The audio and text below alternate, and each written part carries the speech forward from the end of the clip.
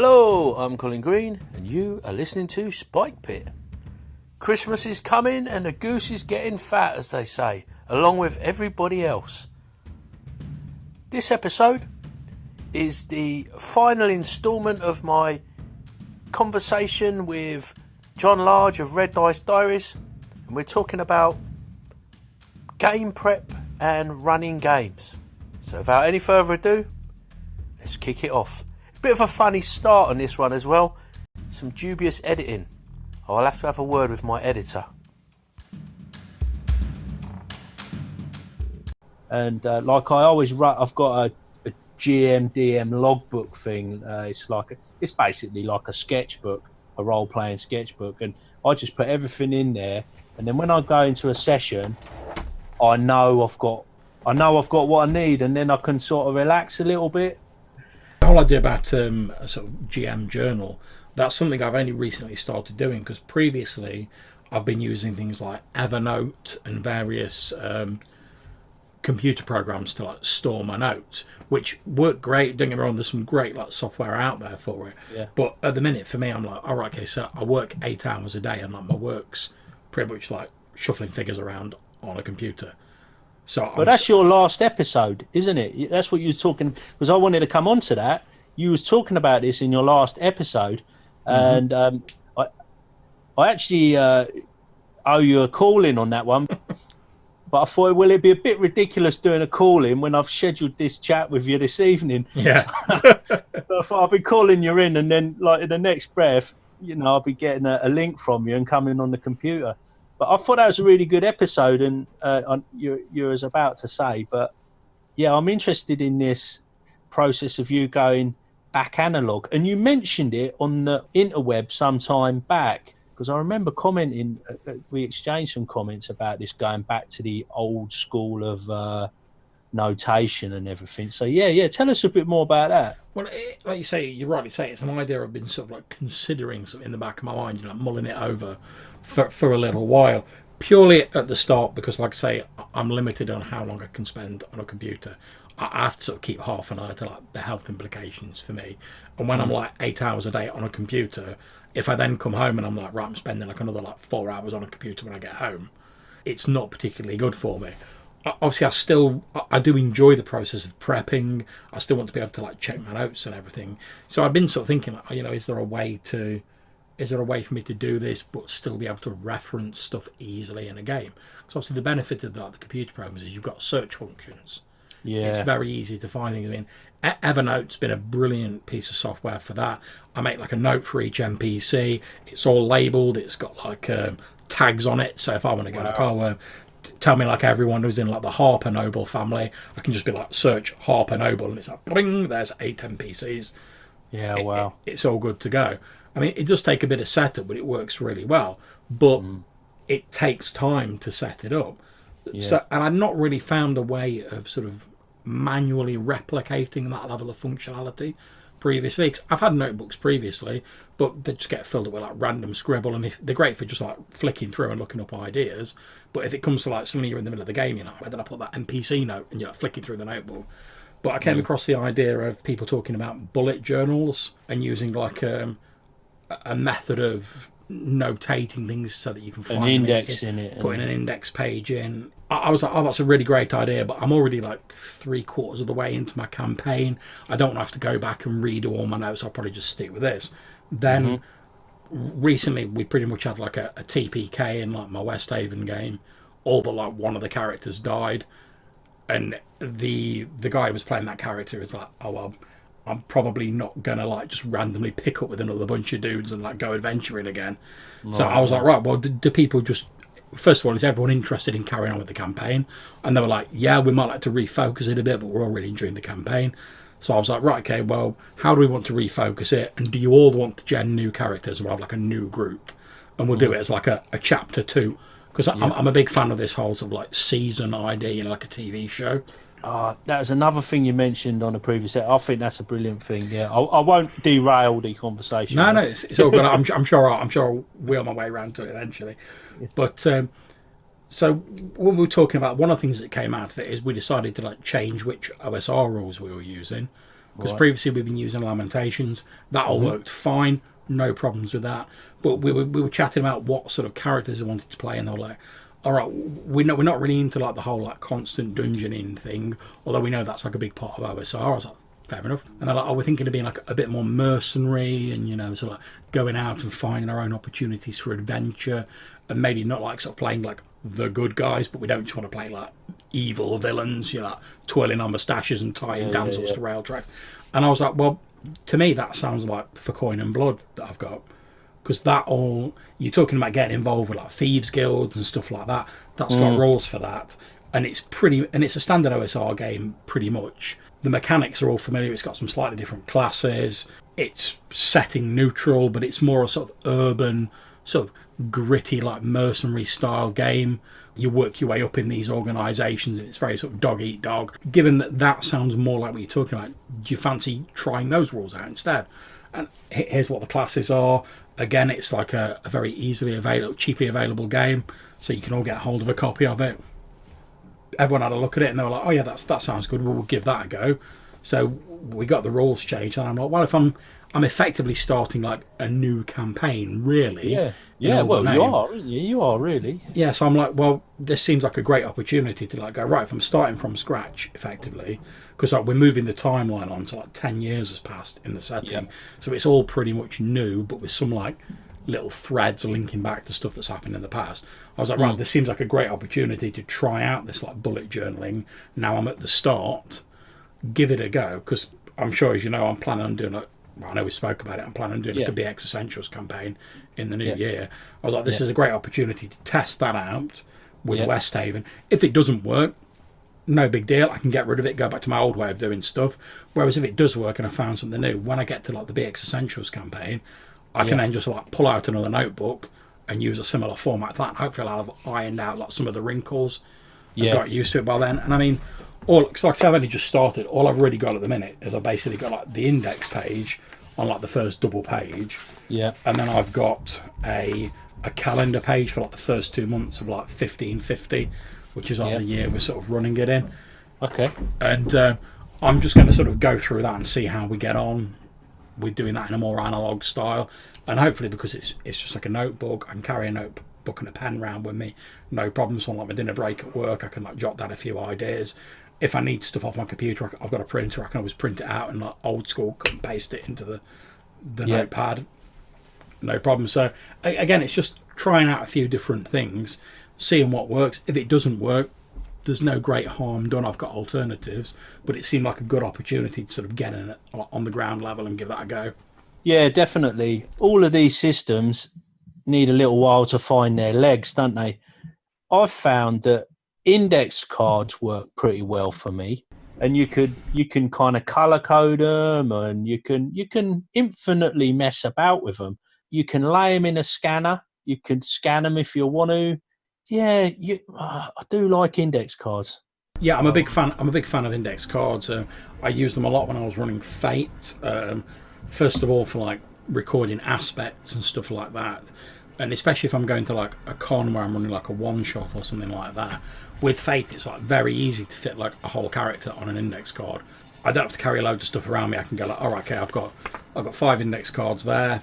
I've got like another few blank for like aspects, and I've got my short notes written on like another 3, and that's, aside from the dice and like a few pens, that's pretty much everything I need in like that amount of space. I can tuck that inside like the digest size rulebook.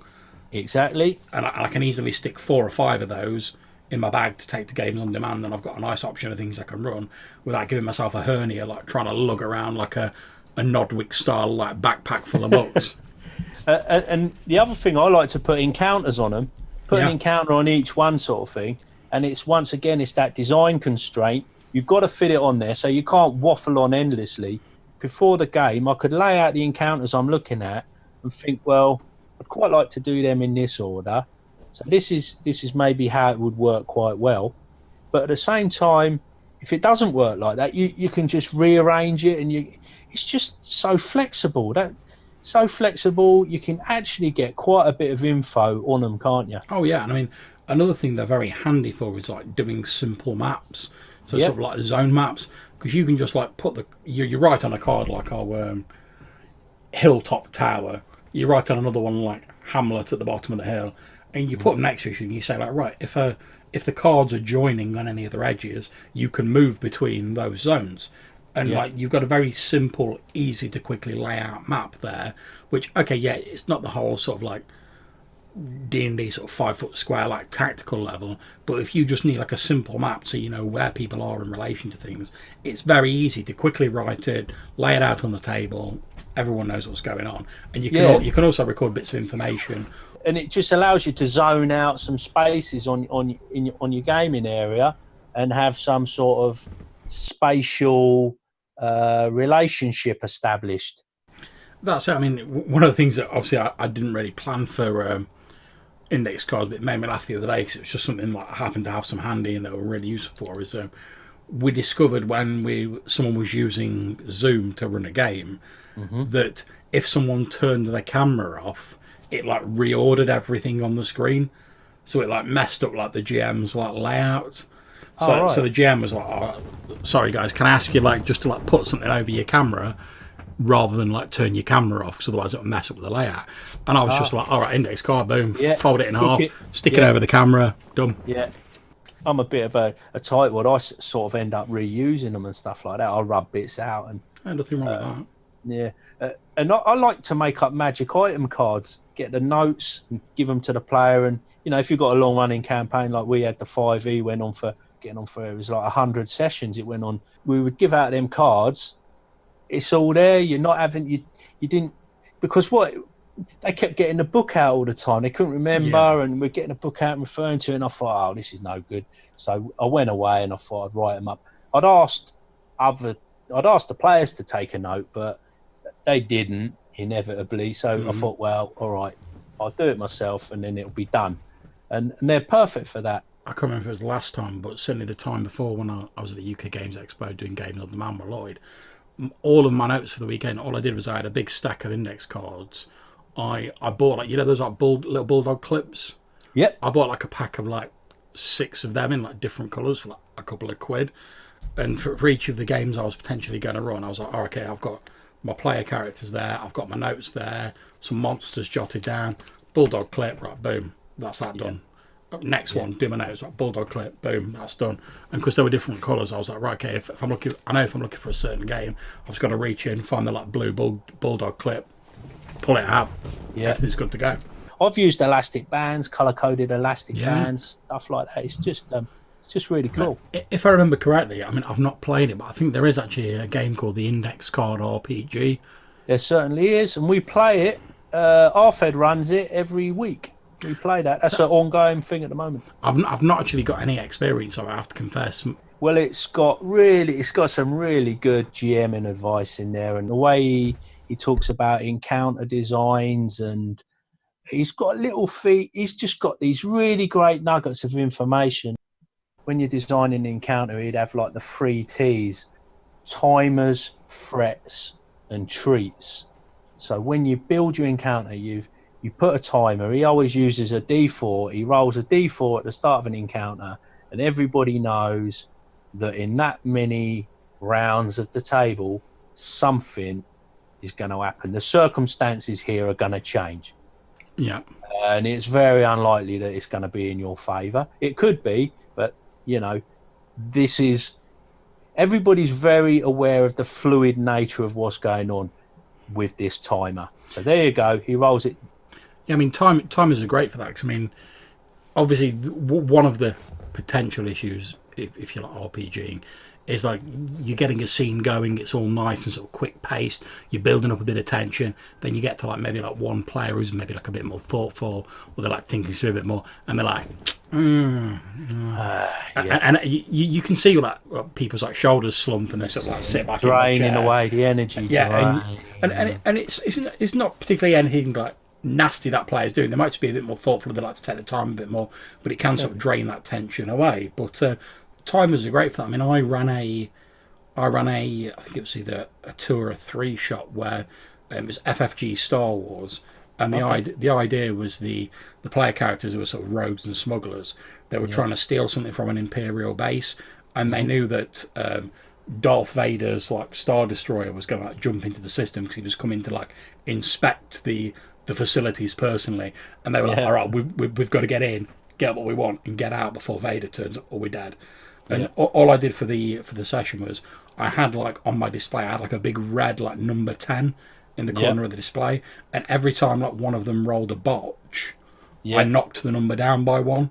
And I told them at the start, I was like, when that number gets to 0, that's Vader's ship like entering the system, and then you've got like minutes before he arrives on the planet and like decimates anyone who's still there. So they started off and they're like, "Oh, we're all right, we've got 10 of them, no problems." Like a couple of botches built up, and they're like, "Oh, we've got 7 of them with no problems." And by the end of it, they're like, "Oh, we've got 3 left." I'm like, "Shit, he's going to be here in like the next like few rounds." And everything became more frantic and sort of built up as the game was going on. Yeah, that's a real John Harper thing, isn't it? He likes a timer. Oh yeah. So the other thing that was in our ICRPG, so that the timer was one of the T's, and then threat. So every encounter, you want to have a clear threat there that's kind of keeping the pressure on, or is something you've got to deal with or get by or whatever. And that's commonly in an encounter you're going to have this sort of a threat. And then he says working a tree. That might be simply the classic some treasure, or once you've dealt with the threat, you rifle through there to search the body, whatever. But equally, it might be a little sort of a vantage point that the characters could put someone with a little bit of finagling. They can get into this position, and the tree is they have then got an advantage in the combat or something like that. And he says if you get them 3 things in there, you'll be well on your way. And if you think about that and you've got it all, your encounter is very unlikely to go flat. Well, that's, I mean, it's the whole like carrot and the stick idea, isn't it? Where you've got to have the carrot, whether it's like the treasure or a valuable NPC, some loot you're trying to get, whatever. But you've also got to have like the threat of like the stick, which is whatever's trying to get between you and your goal. So if you can have like a villain who's as like villainous as you want. It can be a demon, a devil, whatever. But if he has no sort of like interests that intersect with the player characters, you may as well not have bothered. If the player character like, we're going to raid this tomb, and like this devil's over somewhere over here doing like his devilish business, and the two like never the twain meet. It doesn't matter that he's like the baddest villain this side of the Grand Canyon. So you've got to have that sort of enemy who's like that threat of that stick, where like they've got some sort of cross purpose with the PCs. Yeah, it's got to be imminent, hasn't it? Yeah.